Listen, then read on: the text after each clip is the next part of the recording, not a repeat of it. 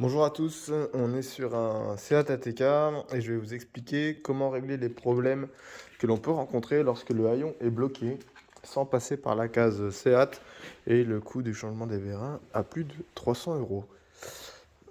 Voilà, en fait moi j'avais le problème où le haillon se bloquait à peu près à cette hauteur-là, bloqué, et j'ai cherché. Alors, je vais vous le rouvrir et vous expliquer la démarche. Hop, voilà, haillon ouvert. Le problème que l'on rencontre sur ces vérins n'est pas un problème de vérin, mais un problème de fil, ici et ici, qui peuvent se sectionner avec le temps à force de s'ouvrir et se fermer. J'ai fait exprès de ne pas finir de remonter l'intérieur pour pouvoir vous le montrer. En fait, quand le cache est plaqué à la vitre, donc après je vais le réemboîter, il vous suffit de glisser vos doigts sur le dessus, tirer un coup sec qui permet de déclipser les différentes fixations. Une fois que vous ouvrez, vous avez la cosse ici qui est rouge, avec le petit bout rouge.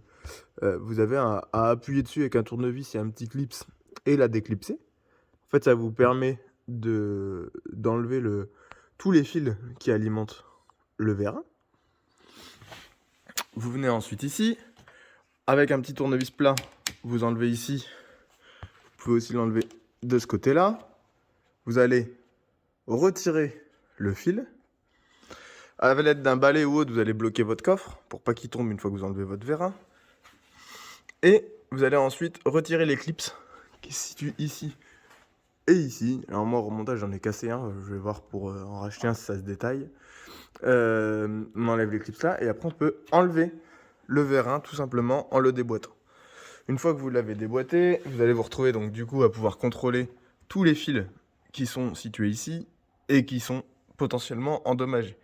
Vous pouvez faire la vérification avant démontage en enlevant simplement cette gaine de chaque côté et en tirant dessus, en regardant les fils.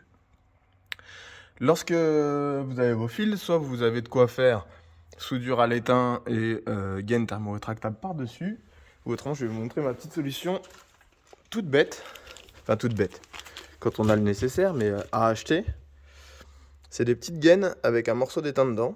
Et en fait, vous avez juste à le chauffer, ça fait la soudure et ça fait la gaine par-dessus, en protection. Donc moi, c'est ce que j'ai utilisé. Ça permet à ce que ce soit assez rapide. Et maintenant, le coffre fonctionne. Voilà, en espérant que ça vous ait aidé. Bonne journée.